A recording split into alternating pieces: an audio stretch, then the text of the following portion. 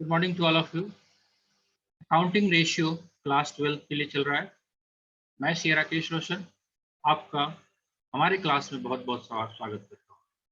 चलिए बच्चों, आज आपका सबसे पहले डाउट हम लोग देखेंगे। अकाउंटिंग रेशियो में जो डाउट आया है निकल के, वो है इलस्ट्रेशन नंबर 70। तो सबसे पहले उस इलस्ट्रेशन को देखने की कोशिश करते हैं। देयर आफ्टर दो और रेशियो, डेट इक्विटी रेशियो को हम देखेंगे। आइए सीधे लेके चलते हैं आपको आपके बुक के स्क्रीन पे। एक बार कंफर्म करिए क्या आपको स्क्रीन दिखना शुरू हो गया।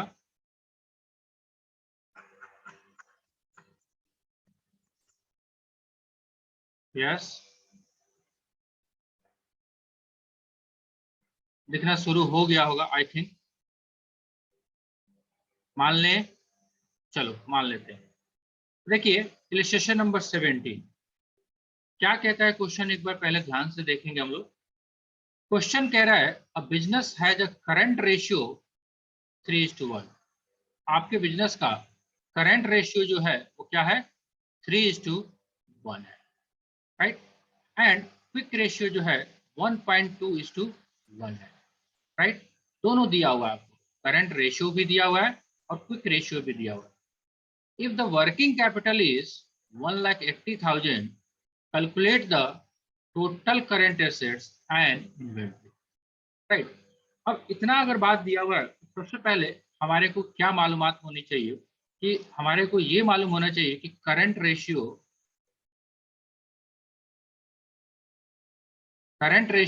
क्या होता है, current asset divide by current liability. और क्विक रेशियो क्या होता है, quick ratio liquid assets divided by current liability, right. और तीसरा item working capital. Working capital क्या होता है, current assets minus current liability. And liquid assets जो होता है वो होता है करंट एसेट माइनस स्टॉक या inventory and prepaid expenses and advance tax, right. इतना जानकारी है हम लोगों को, मान के चले, बढ़े आगे। Yes sir. चलो अब सिंपल सा बात है, तो अगर वेरिएबल्स दिए हुए हैं तो शायद बाकी जो वेरिएबल्स है उसको निकालने में आसानी होगा, राइट। अब सबसे पहला आपके इलस्ट्रेशन से हम करवाए थे, आपको क्वेश्चंस में जो फिगर दिया हुआ वो दिया हुआ है वर्किंग कैपिटल दिया हुआ। तो वर्किंग कैपिटल इक्वल टू क्या होता है, current assets minus current liability. अब तो ना तो हमें करंट एसेट्स मालूम है और ना ही हमें करंट लायबिलिटी मालूम, लेकिन करंट रेशियो और करंट क्या बोलते हैं, क्विक रेशियो हमारे को मालूम है। क्वेश्चन कह रहा है कि current ratio of the company is 3:1, यानी कि 3 गुना है current assets in compare to current liability. इतना बात तो है दिया हुआ। Therefore based on the current ratio the working capital is 3 - 1 = 2। क्या कर दिया ये कहता है working capital equal to current assets minus current liability, right. अब कोई भी वेरिएबल को अगर सिमुलेट करो आप, एक ही फिगर में लेके आओ, तो क्या हमारा निकल सकता है। अब लेट सपोज दैट हम मान के चलते हैं समझने के लिए कि current liability equal to x मान लेते हैं। तो वर्किंग कैपिटल आपको क्वेश्चन में दिया हुआ है 1,80,000। करंट एसेट्स कितना हो जाएगा, अब करंट लायबिलिटी एक्स है तो करंट एसेट्स कितना हो जाएगा, बता के देखिए। 3x 3x 3x। Yes sir, question के हिसाब से 3x। 3x मतलब इस क्वेश्चन में 3x है, राइट। तो 180 equal to 3x minus x कितना, 2x। x का वैल्यू निकल सकता है 180 डिवाइडेड बाय 2 यानी कि 90,000। x का वैल्यू क्या था आपका, x equal to current liability. तो हमारे को करंट लायबिलिटी का फिगर पता चल गया कितना, 90,000। क्या लगे हाथ करंट एसेट्स का फिगर भी पता चल जाएगा, ऑफ कोर्स। कितना, यस सर, 2,20,000। 2,70,000। कैसे, x का वैल्यू पुटअप किया है ना, 3x है एक्स का वैल्यू आपका 90,000 निकल के आया है 270, राइट। यहां तक ये निकाला। अब आप एक्स मान के बनाओ तो या 1 2 बना के बनाओ तो बात सेम ही रहता है। बड़े आगे हम लोग। चलो अब हमारे पास क्या क्या निकल गया, करंट एसेट्स भी हमारे पास आ गया 270, राइट। करंट लायबिलिटी भी हमारे पास आ गया कितना, 90,000, राइट। हमारे पास वर्किंग कैपिटल तो क्वेश्चन में दिया ही हुआ है 1,80,000, है कि नहीं है। अब दूसरा जो फॉर्मूला है वो है क्विक रेशियो का, वो होता है हमारे पास liquid assets divided by current liability. और ये क्वेश्चन में दिया हुआ है 1.2:1, 1.2:1। अब हमारे पास लिक्विड एसेट्स तो नहीं मालूम है अभी तक, लेकिन करंट लायबिलिटी मुझे मालूम है कितना, 95। अब इसको क्रॉस मल्टीप्लिकेशन करते हैं। 1 liquid assets equal to 90,000 multiplied by 1:2। Liquid assets equal to 90,000 और 1.2 है तो 2 गुना यानी कि 18,000, 1,08,000 क्या निकल के आ गया, लिक्विड एसेट्स, राइट। 1,08,000 यहां तक समझ में आया आपको। अब हमारे पास लिक्विड एसेट्स का अगर आप ध्यान से देखो, लिक्विड एसेट्स क्या होता है, करंट एसेट्स में से आप क्या घटाते हो, स्टॉक, प्रीपेड, ये सब। क्वेश्चन में प्रीपेड के बारे में नहीं दिया है, एज्यूम करके चलते हैं, एजम्पशंस लेना पड़ेगा। आप लिखना चाहते हो लिख लोगे कि prepaid, there is no information about prepaid expenses in this question, we have to presume that prepaid expenses is nil और जीरो, तो इसको हम कट कर देते हैं, राइट। चलिए लिक्विड एसेट्स हमारे पास निकल के आ गया 1,08,000, करंट एसेट्स है हमारे पास 2,70,000, स्टॉक मालूम नहीं मुझे, ये तो निकालना ही है, राइट। चलिए इसको हम कर सकते हैं, ये इधर आएगा या इसको इधर लेके चलो, चलो माइनस वाला स्टॉक को इधर लेके आते हैं तो माइनस हो जाएगा प्लस, और ये इधर जाएगा 270 माइनस 108। चलिए कितना आके निकल के आ गया, 1,60,000। सारे फॉर्मूले से हिसाब से निकल गए। तो हमारे को सारे चीज को 1 बाय 1 अगर हमारे दिमाग में रहेगा तभी बात बनेगी, अदरवाइज बात नहीं बनेगी। चलो समझ में आया, यस और नो। Yes, चलो आई थिंक आपका डाउट क्लियर हुआ। अब yes, sir. आज का जो नया 2-3 फॉर्मूला है वो करा लेते हैं, राइट। चलो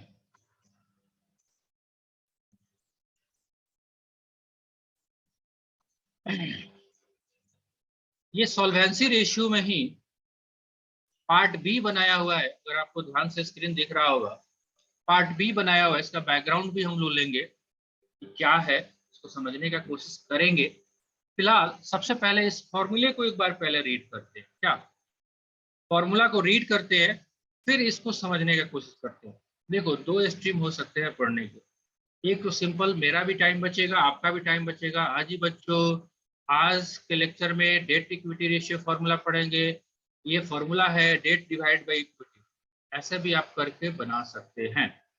लेकिन मेरे हिसाब से जब तक आप बैलेंस शीट्स के फिगर को एनालाइज नहीं करोगे तब तक फॉर्मूला, अभी 2 फॉर्मूला है तो याद रख सकते हैं, current ratio equal to current asset divide by current liability and quick ratio equal to liquid asset divide by current liability.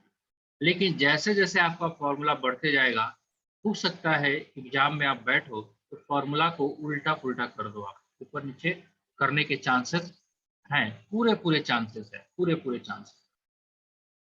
तो इस चीज को दूर करने के लिए, ताकि हम जो भी पढ़ रहे हैं वो लॉन्ग टाइम तक रहे, तो थोड़ा सा आपको अंडरस्टैंडिंग लेना पड़ेगा बैलेंस। फिलहाल पहले पढ़ते हैं फॉर्मूले, ठीक है। कहता है सॉल्वेंसी रेशियो में, ये आपका नया टॉपिक दिया हुआ है, solvency ratio, date equity ratio, एक फॉर्मूला बनाया गया, date equity ratio. This ratio express the relationship between long term debts. अच्छा, अभी तक कौन सा डेट्स पढ़ते हुए आ रहे थे? लॉन्ग टर्म है, short term? Short. Short term, right. And share holder fund, ये रिलेशन बताता है आपका लॉन्ग टर्म डेट्स और share holder fund. Share holder fund का मतलब है कि कैपिटल। आप ये समझ के चलो, आपने अभी कंपनी अगर नहीं पढ़ा है तो उसके बीच में फिलहाल आप मान के चलो कि आपका ये कैपिटल के बारे में, यानी कि बैलेंस शीट के दो आइटम का रिलेशन करने जा रहे हैं, राइट। बैलेंस शीट के दो आइटम का अगर हम ध्यान से देखें तो अगर हमने बैलेंस शीट में दो आइटम जो किए थे, मैं आपको फिगर दिखा देने की कोशिश कर रहा हूं। जो बैलेंस शीट हमने डेटा लिया हुआ है, हाइपोथेटिकल डेटा, वो बैलेंस शीट्स का फिगर आप एक बार देखें।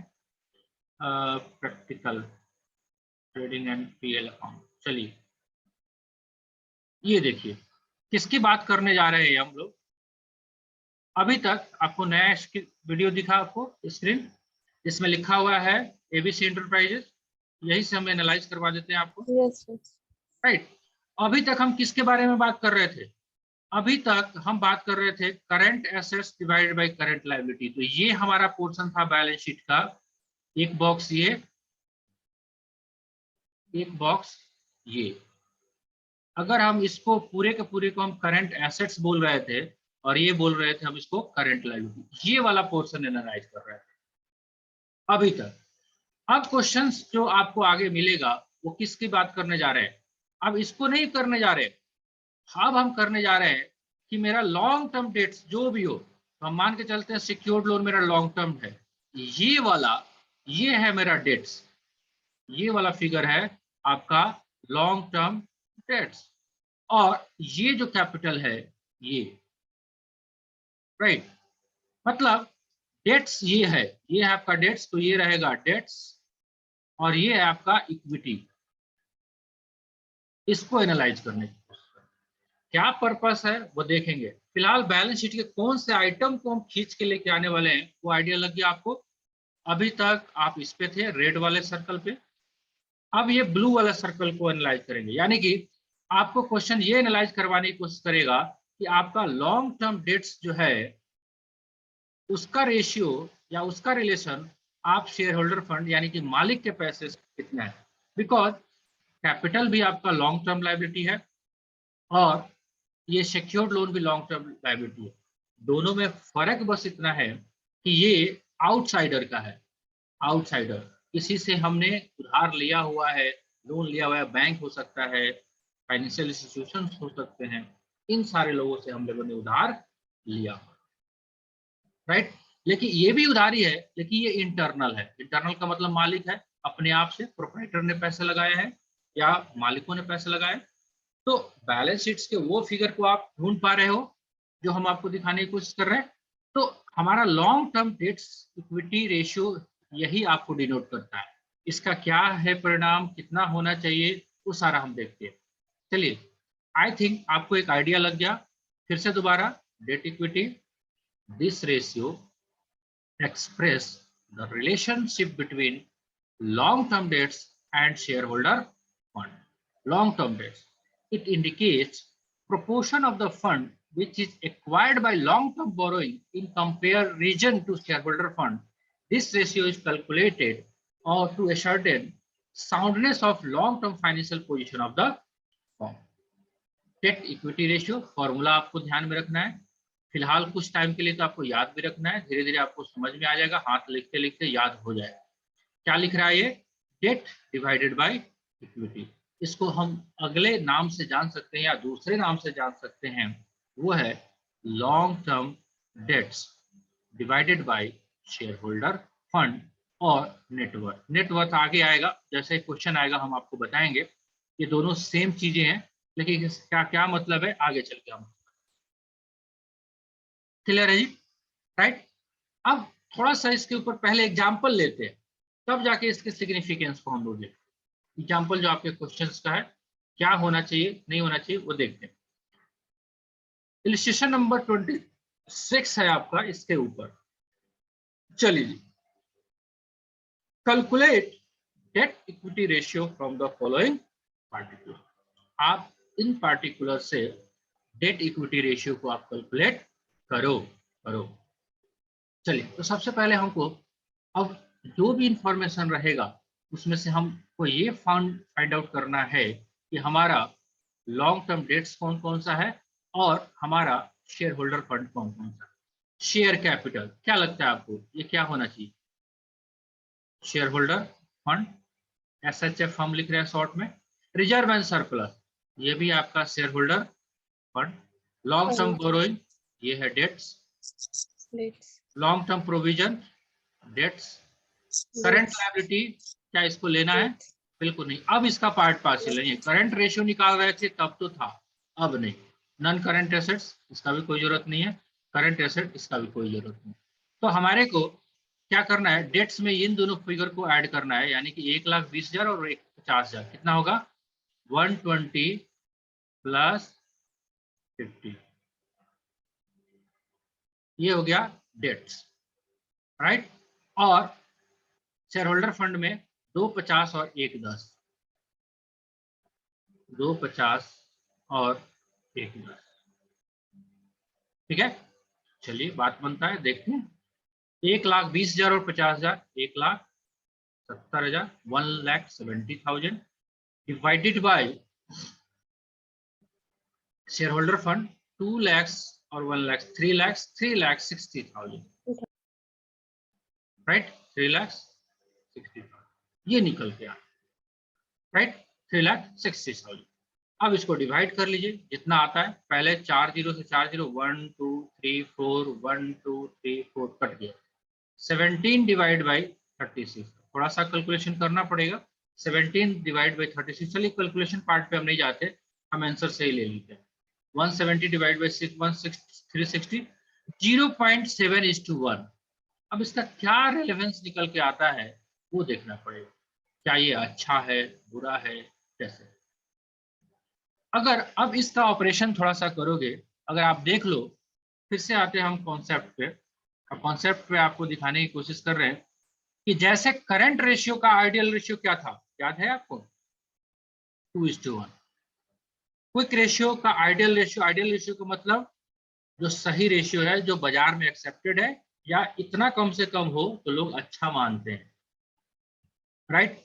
चलिए, अगर आप देखोगे ऑब्जेक्टिव एंड सिग्निफिकेंस में कहता है डेट इक्विटी रेशियो कितना होना चाहिए आइडियल? 2:1 is consider safe. अब मान लेते हैं हमारा डेट इक्विटी रेशियो 2:1 आया, तो आप कह रहे हो गुड। अच्छा, 3:1 आएगा तो इसको क्या बोलोगे आप, गुड या बैड?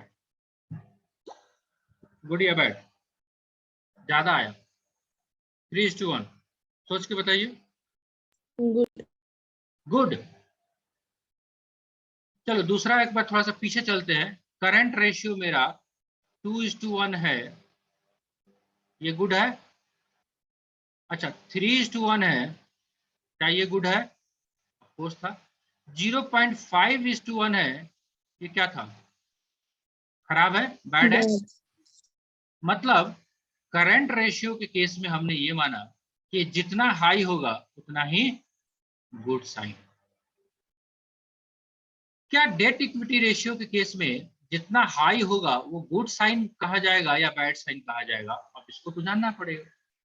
अब इसको जानने के लिए आपको थोड़े से इसके नेचर को समझना पड़ेगा। थोड़ा सा नेचर समझिए। क्वेश्चंस का फॉर्मूला अगर आप देखोगे तो ये क्या कह रहा है? ये कह रहा है कि आपका डेट इक्विटी रेशियो क्या है, डेट और इक्विटी, है ना। Date equity ratio, long term debts divided by share holder fund, right. अगर मान के चले बाहर के लोगों का 2 लाख रुपया लगा हुआ है हमारे बिजनेस में और मेरा अपना लगा हुआ है 1 लाख रुपया, तभी 2:1 आएगा। और 2:1 आया तो हमने गुड साइन किया। आपने अभी जस्ट बोला कि सर 3:1 भी होगा, तो आपने बोला गुड है। देखते हैं इसको। इसका मतलब ये है कि बाहर के लोगों का पैसा है 3 लाख और हमारा पैसा है 1 लाख, तभी 3:1 आएगा। अब फिर से आप सोच के देखो, क्या ये अच्छा साइन है या बुरा साइन है? सोच के बताइए। नो सर, बैड साइन है। बैड साइन है। क्यों? क्योंकि ये रेशियो इस बात को एनालिसिस करने की कोशिश कर रहा है कि आपका जो बिजनेस है उसमें जो लॉन्ग टर्म फंड जो इन्वॉल्व है, आपका पैसा क्या है और बाहर के लोगों का कर्जा क्या है। अगर मान लेते हैं बाहर के लोगों का कर्जा है 10 लाख रुपया और आपका पैसा लगा हुआ है 1 लाख, तो बिजनेस आपका है कि बाहर के लोगों का है? भैया मेरा। जिस दिन वो आगे पैसे मांगने, आपके पास तो पैसे ही नहीं है, आप मालिक हो लेकिन पैसा तो आपका नहीं लगा हुआ है। तो 10:1 है आपका ये रेशियो फिलहाल, जब 10 लाख होगा। इसका मतलब ये है कि ये रेशियो जितना हाई होगा ना, उतना बैड साइन की तरफ जाएगा। तो 2:1 को क्या बताया गया? ये इसलिए बताया जा रहा है कि अगर आपका लॉन्ग टर्म में अगर बाहर के लोगों का पैसा आपके पैसे लगे हुए पैसे से दोगुना तक है तो सेफ हो। उसके ऊपर जितना जाएगा आप रिस्क में जाओगे। हाँ, उसके नीचे जितना रहेगा तो सारा का सारा आपका अच्छा पोजीशन है। राइट। चलिए, अब आपका जो आंसर निकल के आया था यहाँ पे 0.47:1, अच्छा है या बुरा है? बताइए एलिस्ट्रेशन में। 26 नंबर हमने देखा था, अच्छा है या बुरा है ये वाला पोजीशन? इसको अच्छा अच्छा मानोगे है। या बुरा मानोगे? 0.47:1 है। डेट्स 1,70,000 है, मेरा पैसा लगा हुआ है 3,60,000। अच्छा है या बुरा है? सर अच्छा है। अच्छा। कंक्लूजन देखिए एक बार। This ratio indicates the extended of funds provided by long term lenders in comparison to fund provided by the owner, that is I.E को हम that is बोलते हैं shareholders. The normally acceptable debt equity ratio is 2:1. अगर आपका normally 2:1 को हम लोग मानते हैं अच्छा साइन है। If ratio is higher than 2:1, it means that long-term borrowing are more than twice in comparison to the fund provided by the owner, and it will indicate a risky financial position. In this question, long-term loans are only 0.47 in comparison to shareholder fund. It shows that long-term financial position of the company is sound. Sound का मतलब यहाँ बाजा नहीं बज रहा है, नाच पंजाबन वाला मूवी नहीं चल रहा है। साउंड का मतलब अच्छा है, मतलब साउंड का यहाँ पे मीनिंग होता है अकाउंटिंग टर्मिनोलॉजी में कि अच्छा है, साउंड माइंड है, मतलब एक स्वस्थ आदमी है, दिमाग सोचता है, सब कुछ उसका अच्छा पोजीशन। क्लियर? Yes no? कुछ बोलिए, ये बात समझ में आई आपको? Yes sir. चलो, अब कभी कभी क्वेश्चंस क्या कहेगा, जैसे देख रहे थे ना अभी करंट रेशियो में, करंट एसेट्स और करंट लायबिलिटी निकाल के दे दिया, इसको तो बोलते हैं आम जिंदगी, पका पकाया हो जाए। कभी कभी आपको क्या करेगा, ये फिगर ना देके आपसे क्या करवाएगा, ये फिगर ना देके आपको ये बताएगा कि थोड़ा सा घुमाएगा। तो अगर आपको बैलेंस शीट का नॉलेज है तो आपको घूमने की जरूरत नहीं है। अगर मान लेते हैं कोई इंफॉर्मेशन आपको दिया हुआ है और जिसमें कुछ चीजें हाइड की हुई, लेट सपोज ये हमारा बैलेंस शीट है, राइट। अब सीधे सीधे पूरा बैलेंस शीट का इंफॉर्मेशन है तो ये हमारे पास क्या है, शेयर होल्डर फंड है, और ये मेरे पास क्या है, लॉन्ग टर्म। लेकिन ऐसा भी तो हो सकता है कि कभी कभी टोटल एसेट्स दे दिया, इधर का एसेट साइड का दे दिया, टोटल जो एसेट साइड दे दिया और केवल करंट लायबिलिटी दिया और लॉन्ग टर्म लोन्स भी दे दिया, तो क्या शेयर होल्डर फंड निकल सकता है?